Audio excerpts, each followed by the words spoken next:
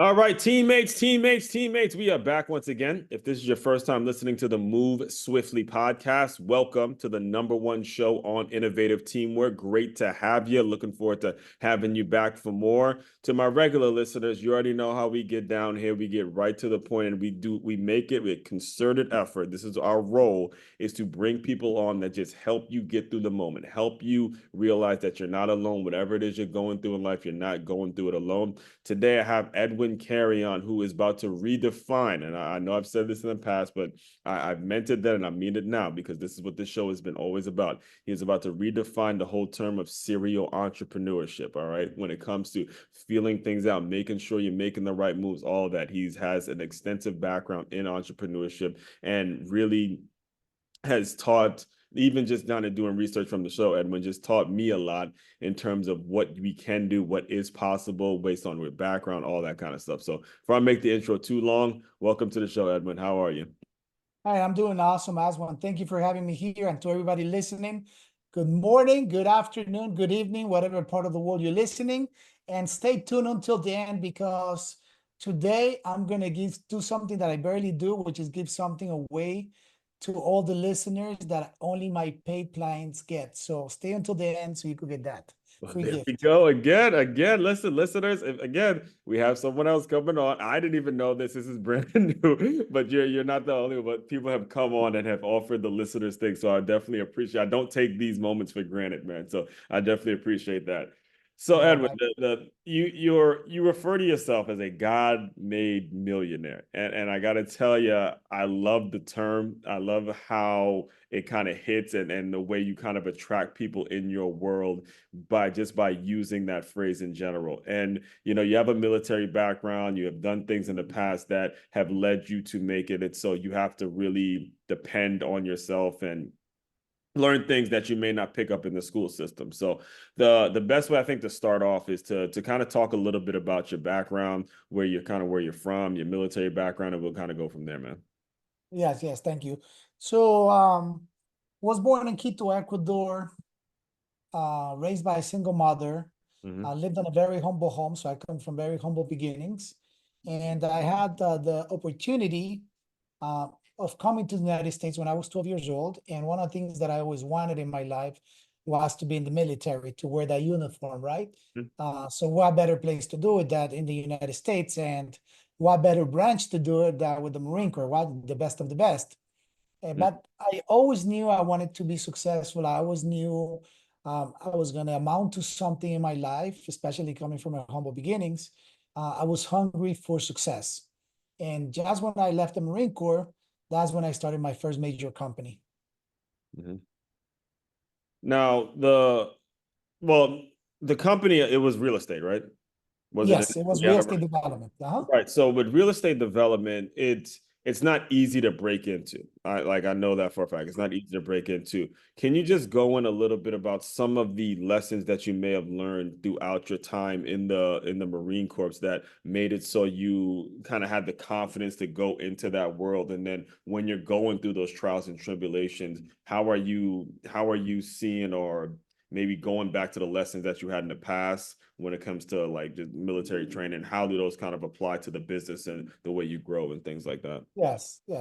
A couple of things. Number one, as I was being raised by my mother, Hmm. she instilled very good values in me. She instilled the values of faith, honoring God. She instilled the values of being a person of, that keeps their word, that, does what they say they're gonna do, Right. not being afraid of things. But while I was in the Marine Corps, like I know those values I became a lot stronger because um, I was alone. I was a young kid in the military, Hmm.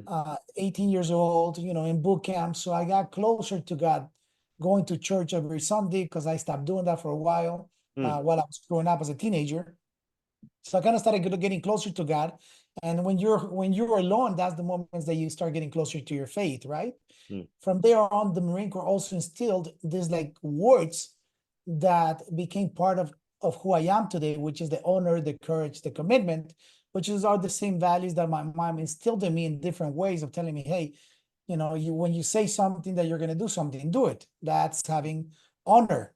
Right. Don't be afraid of taking risks or doing something. That's courage. Right. And you do something, you do until you finish it. Whatever you start, you finish it. That's commitment. So Absolutely. kind of like those things got ingrained. And as I became older and as I became wiser, Hmm. I understood that those values were ingrained in me since I was very little. I just Hmm. didn't know how to define those. Like a lot of us don't know how to define what we do on a daily basis means to us, right? Like for Right. example, to me, um, having a real estate development company means that I'm building somebody else's dream. And to me, that business becomes a wealth creation business, a wealth creation legacy. So we have to kind of like, with time, we start realizing what certain things mean and how can we put that in one word? Right. So when you say real estate development, is it like what would be the difference between just a like I guess a commercial realtor or a residential realtor? Are you saying like you're kind of seeing the big picture and overseeing multiple things? Can you kind of walk us through a little bit? Yes, no. So example. So I wanted to get out of the Marine. I was about to get out of the Marine Corps. I finished my 4.5 years, Mhm. and as a lot of young kids at 22 years old, we don't know what we want to do.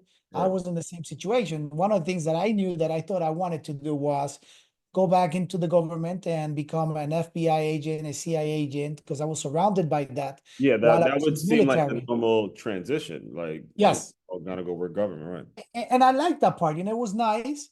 And then my mom comes to me and she's like, you should become a developer. And just like you Oh, right she now, said that. I'm like, what is that? Like, I had no idea what that was, right?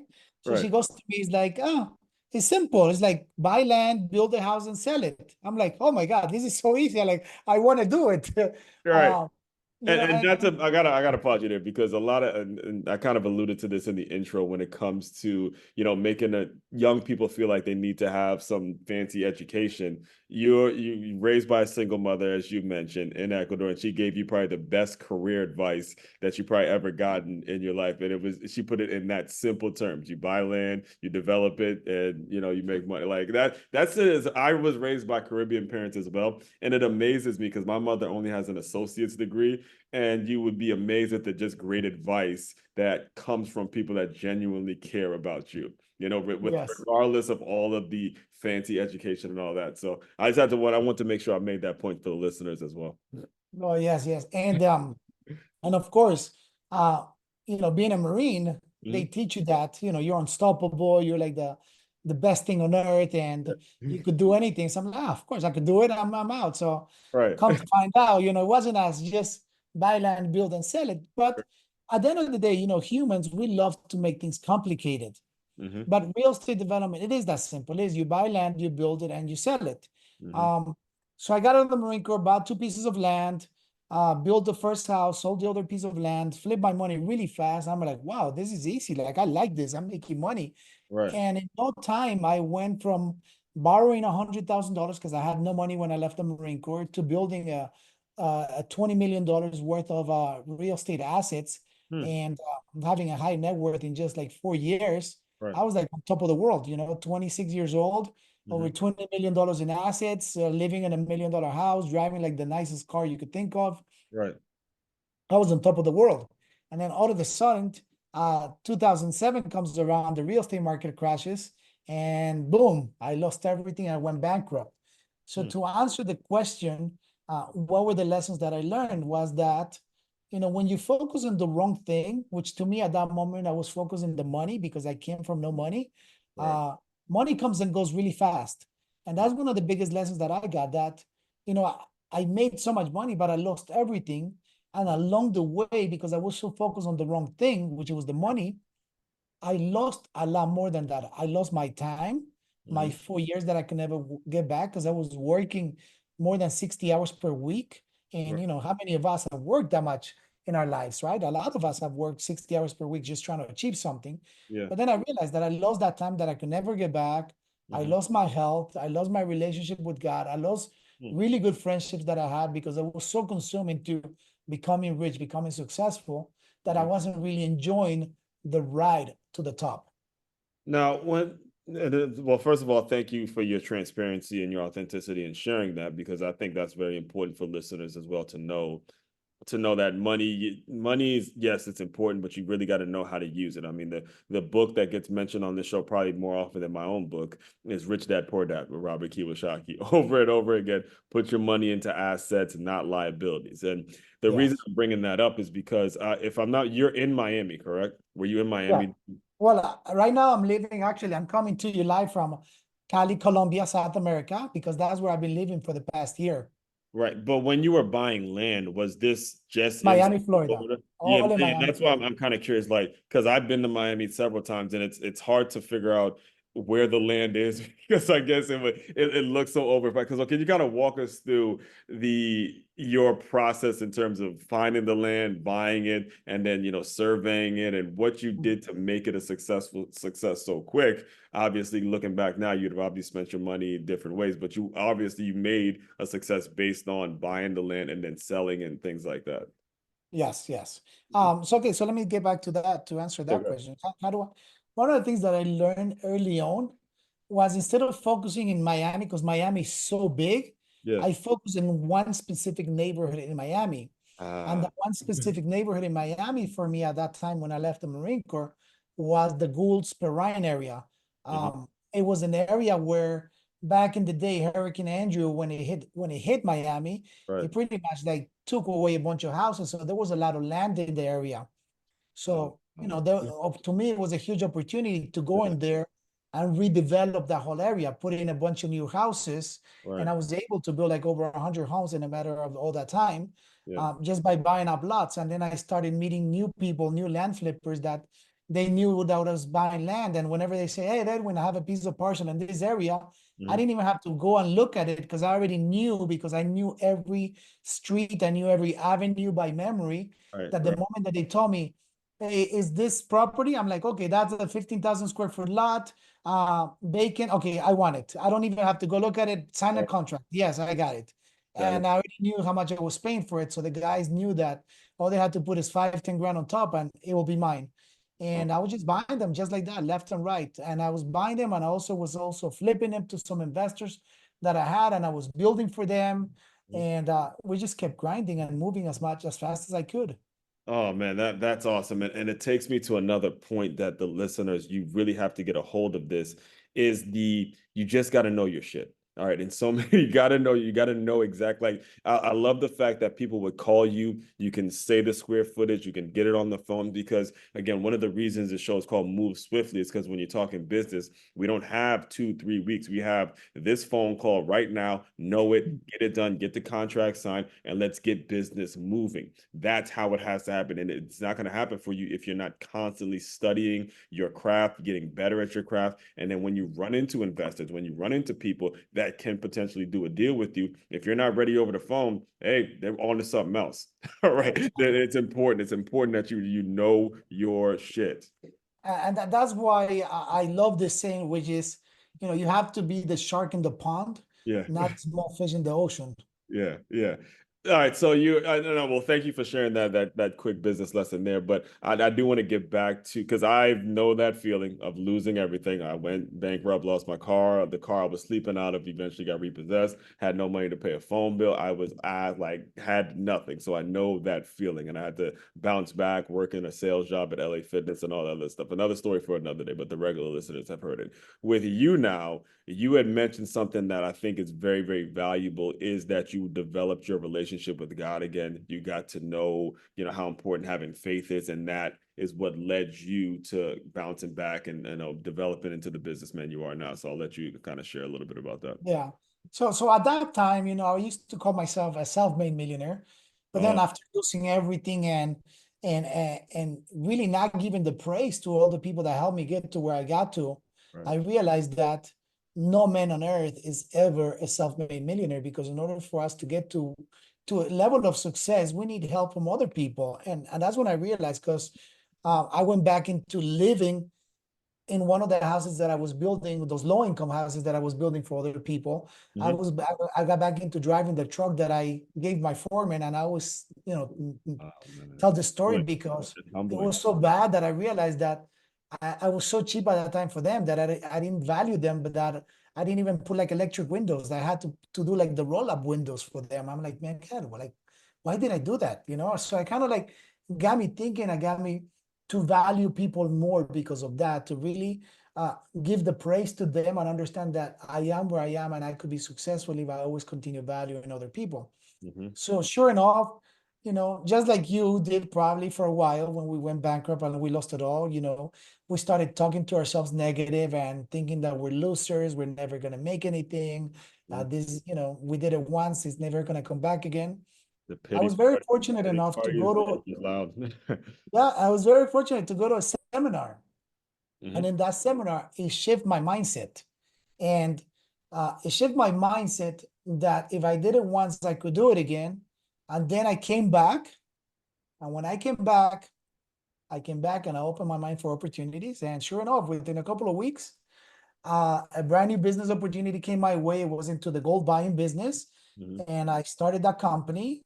I raised $300,000. So for any entrepreneur listening today, if you ask me, do you need money to start a business? You do need the money.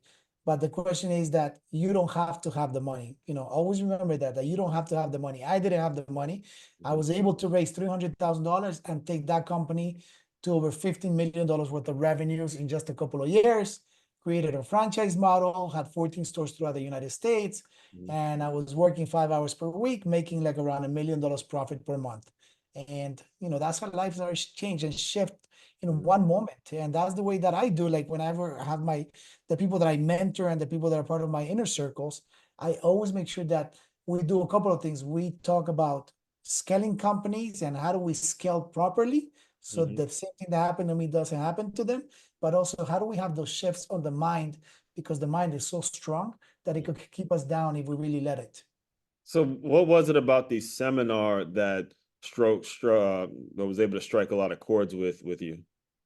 It was the one thing, like I said, it was like a 3 day seminar. Hmm. But the one thing was the thing that I mentioned again a minute ago, which is that if I did it once, I could do it again. Hmm. And that was all I needed for that weekend. Yeah, I Needed can to see that. understand that Sometimes I reinforce. did it once, and there's no reason that I could tell myself that I can't do it again. If I did it once, I could do it again, and I could do it over and over and over again. Right. All right. So gold buying. I'm really, really curious about hearing about this venture because as I hear gold buying, I guess I'm thinking of even the trophy you have here. You have the book by for it. Oh, So kind yeah, of. I wrote my own book, which is Yeah. called Secrets of the Millionaire Gold Buyer. Yeah. So how does that work though? Is it for jewelry stores? Is it for like what are some of the ins and outs of when it comes to gold buying and then scaling it to where you create a franchise model for it? Because this is, I'll tell you now, this is over 800 episode show. You are the first person that has come on here and talked about gold buying and was able to build something pretty significant with that. Well, if you really think about gold, the gold business, right? The gold business has been around for over hundreds of Yeah. years. Like Right. if we go back into before the currency, everything was traded based on gold and silver. Yeah. So it's always been a commodity that's been around. The dollar was backed by the gold. Hmm. So when my business partner at that time came to me, he's like, Edwin, I have a great business opportunity. Do you have any money?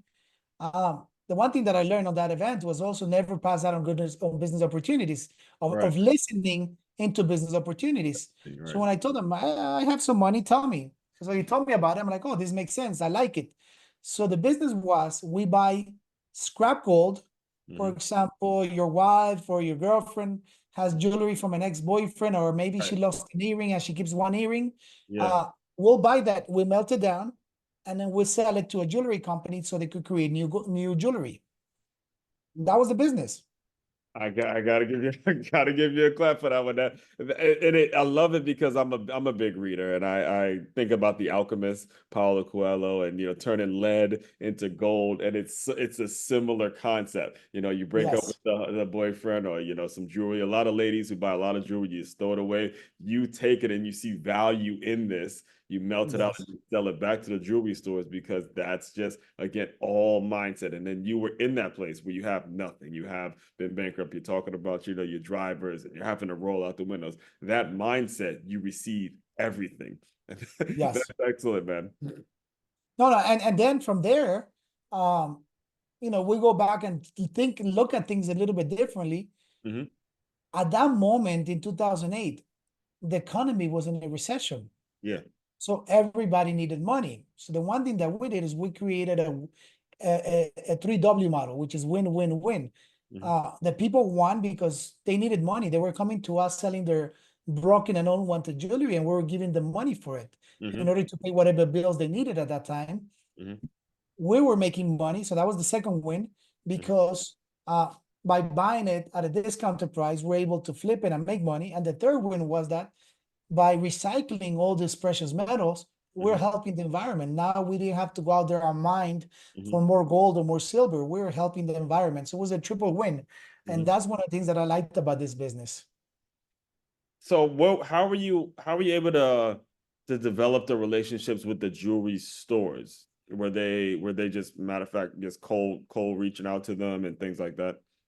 Yes, yes, we called out, we found out, who are the big buyers in the market. Hmm. Refineries are another big buyer of the market. So you Right. could take thousands of kilos a day and they'll buy it from you, because that goes back into the market. And those are the ones that hold the physical gold for the people that buy gold on the stock market, on the Hmm. stock exchange, on paper. So, there's people that buy the physical, there's people that buy the paper.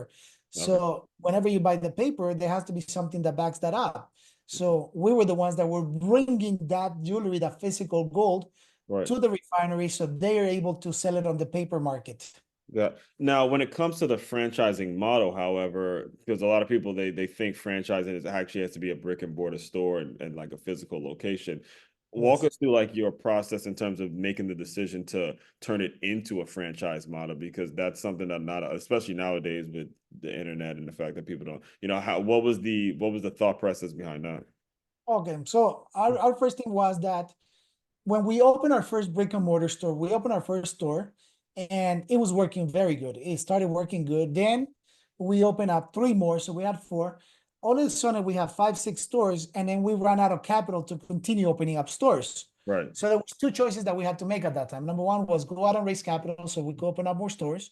Hmm. Or number two, I met this one guy somewhere, somehow, and he's like, "Hey, you have a great business model. You should franchise it." So I Hmm. asked him, what does it mean? He's like, you already have 2 stores. All you got to do is sell them the business model.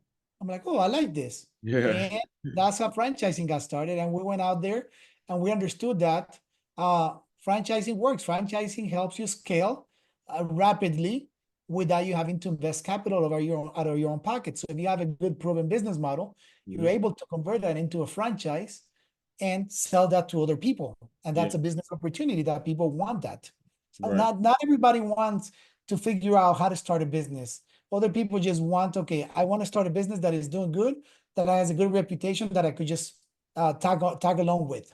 Exactly, exactly. We've had several franchise experts on the show, just speaking in terms of, you got to have your heart in it and you got to really know you as the franchisor. You can't just bring in anybody. There's a vetting process, obviously, but the system, having that system that's working harder for you can take a whole lot of problems away from, what you would have had to do if you had to start it up on your own and things like that. So, Yes, yes. you're, did you want to say something?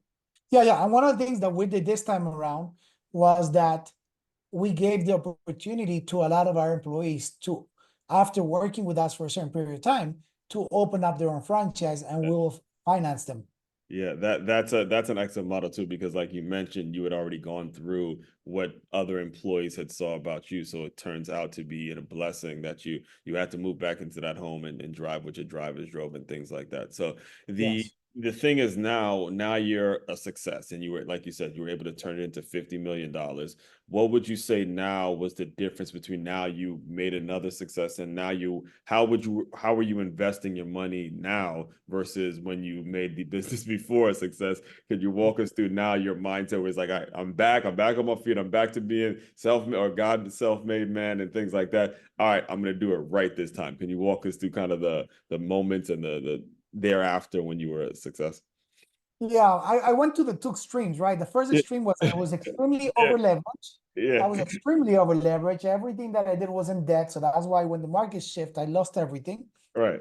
Second time around, I make sure that I had no leverage whatsoever. I'm like, I make sure that everything is cash. The Yeah. house, the cars, everything is cash. And it Yeah. worked very well for a long time. Hmm. until the moment that you decided to continue growing, to continue Huh. moving up.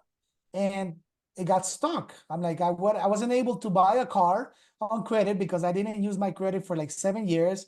I wasn't able to buy another house or a second house or third house on credit because I didn't have no credit history because everything since 2008 to 2015, 16, actually 17, Right. 2017 was Right. cash. It was Yeah. all cash. The houses, the cars, Oh everything was man. cash, Wow. which it was a good thing because I was living financially free, Yeah. but I didn't understand that in the United States, debt is good. Hmm. So one of the things that I learned was that 30%, having between 30 to 40% of debt is always good Mhm. because it's going to give you opportunities when there are shifts in the markets, when there are transfers of generational wealth for you Mhm. to take advantage of things. If you have that credit history, if you have the credit available to be able to jump on those opportunities. Right. Now you're also leveraging cheap money, meaning that during the pandemic, I don't know if you remember, we had interest rates of 2 to 4% more or less. Yeah. Those are where a lot of generational wealth got transferred because if you were able to acquire things on credit, you were getting pretty much almost free money. You were Exactly. getting I things remember for this. free I remember because it, right. if I was going to buy a house for $1 million, I either had to put $1 million out of my own pocket or get this on credit at a 3% interest rate and continue making 10, 20% Payments. Right. interest rate on my cash Right. and just have that paid by itself.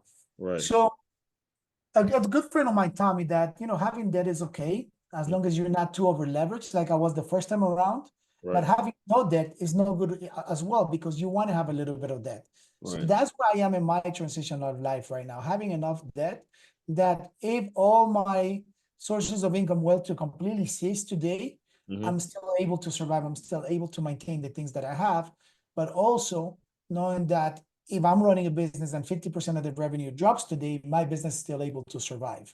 Right. And well, you kind of already mentioned this when you were talking. You mentioned the term generational wealth. And as you're coming into this knowledge and you're learning how to obviously manage your money better and manage your business and find that right mix, what are some of the things that you're doing to create generational wealth to where the people coming up behind you, whether it's your employees, whether it's your kids or your wife or whatever, how are you able to kind of make it so that they're okay as you're going out and looking for the next venture and building this and building that? Yes. Number one to me, I think the best thing is leaving them the one thing that nobody could ever take away from them, which is the knowledge. And I think that's the biggest shift of generational wealth you could leave to your kids is You're sitting there giving me goosebumps right now. I mean that that answer, and I love that answer. And I hate to cut you off there, but I do have to make that point. The knowledge is worth so much, guys. So many of you guys get into it. So I'm gonna just pay and leave money in here, but the knowledge, the intellectual property that my nephew can now, if God forbid something happens to me, my nephew can now pick up one of these as an athlete and say, "This is what my uncle wrote. It. This is what he learned when he was playing." That knowledge, it is evergreen. It's evergreen, guys. You're never yes. gonna like evergreen is gonna go generations upon generations upon generations. So I'm you can't see it here, but I'm definitely getting goosebumps in terms of because I love the fact that you started with knowledge. Knowledge is so important, man. Yes, yes. It's definitely the knowledge, right?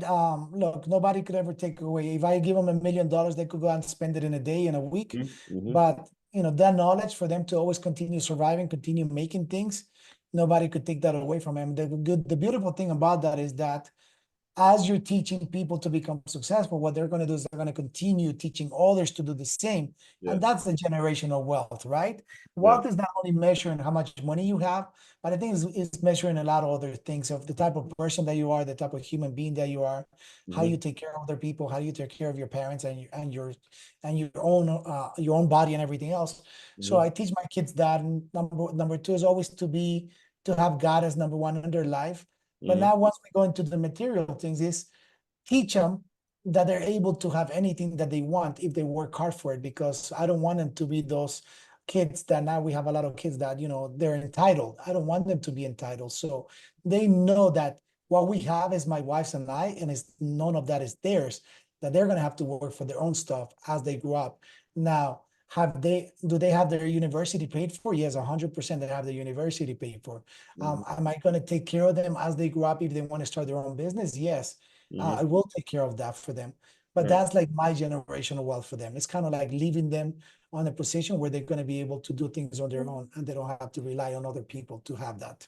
Yes, and there's nothing wrong with that. I mean, so often too, sometimes I teach, so I'm around this a lot of times, is sometimes kids can feel like because my parents are taking care of me, there's an entitlement, and kids don't feel like, oh, well, you didn't earn it or anything like that. There's nothing wrong with success. There's no penalties for success. If you are blessed Yeah. enough to have parents that have taken care of your college and taken care of your business and things like that, take advantage, opportunities. Actually, I just put out an article yesterday between is talking about the difference between helping and creating opportunities. It's your job to take advantage of opportunities. There's nothing wrong with that at all. Don't let anyone make you feel like you're entitled because you have a situation where whether it's an uncle, whether it's a dad, whether it's a mother, whoever it is taking care of you. You just have to do what you have to do to take advantage of these opportunities. So all that being said, I do want to be very respectful of your time. Can you just tell people a little bit about what's next, what you plan on building in the future, and how they can get in touch with you if they're interested in hearing more? Yes, yes, no, thank you. Yeah. So what's next? I've been very fortunate enough. One of my goals a couple of years ago was to inspire as many entrepreneurs, to help as many entrepreneurs to scale their companies uh, to the 8 figures, just like I have done it, and to live a good life. Because at the end of the day, it's not about making money, but it's about what is the life that you're living? Are you living the life of your dreams? I always put this example that if you're laying down in your deathbed, are you going to look back in your life and say, I should have done this, I could have done that? Or you're gonna say, like I'm gonna say, wow, Edwin, you had such an awesome life. You did everything you wanted to do. You became a pilot, you race supercars, you traveled the world, you lived in different countries, you Mhm. had the kids that you wanted, you married the wife that you wanted. Mhm. So are you gonna say that? And that's what I want people to do, to stop living, walking around like zombies, but to really start living the life that they always desire, because we could all have that. Mhm. Uh, and along with that, that's how I teach them in my inner circles and Mhm. my programs and all the things that I teach. Right. So that's why I bring them. Now, are the programs how did the programs run? Is it run like masterminds? Is it run like people can reach out to you on a Facebook group? How does it? Yeah. No, Yeah. no. So we have different programs. We have masterminds, we have one-on-ones. Mhm. I work with a lot of entrepreneurs one-on-ones. That's, I think, where I see the biggest shift Right. of success, of rapid success. It's not the same thing, working on this group environment as working with somebody one-on-one. But I understand not everybody is on the same income level to be able to afford that education. So, we have to come up with creative ways of how can we give access to everybody to have the same information. Right. So we create programs, we create that. But the best thing is reach out to me, social media. Mhm. But to do what I promised today, to give the free gift that only my Oh yeah, paid yeah, yeah. We got to clients, do that. No, man, let's I was go I back was to so into that. the conversation, but I forgot. Yeah, let's do Yeah, it. yeah. Let's go back to that. So look, Yeah. just send me a message. Say move swiftly Uh-huh. on the DM. Send me a DM. Say move swiftly, On and I'm is it gonna give Instagram? you. A DM Yeah, on on it. Instagram. Send it to me on Instagram, Edwin Carrion 78. Move swiftly, and you'll get your free gift, which is a lot of things a lot of my paid clients get. Mhm. So be on the lookout for that. Oh man, well, I'll speak for the listeners and say we definitely appreciate that. And again, listeners, that bring a horse to water, you can't make them drink. We're sitting here giving you free products that people would pay for. You've got to take advantage of it. Take advantage, just like I was talking about in regards to taking advantage of opportunities. When someone gives you that opportunity, puts an opportunity out there, do not be that one that doesn't take advantage of it. That's very, very important aspect to this. So all that being said, Edwin, the way I close out all the shows is I want you to use your imagination a little bit. You are back in, I'd say, 25, 21, early 20s, had all this money the day that it all went crashing down for you. Pretend that that version of Edwin has come into the Zoom room. Give him some words of encouragement, and we'll officially close. Um, give Edwin some words of encouragement. Hey, uh, put everything on God's hands, and He'll make it happen for you. Mhm. And take action as much as you can. Nothing else to say after that. Just put it in God's hands. And for the for the newer listeners, the reason I do close out the show with that question is because I want to be talking directly to you. If you are going through that situation, if you're in a situation where just not going according to plan, where you lost everything, simply put it in God's hands, and He'll take care of you regardless. He's gonna love you regardless. He's as consistent, the most consistent thing out there, period. So having that faith is so important. Everyone out there, fellow teammates, continue to move swiftly. We will talk more soon.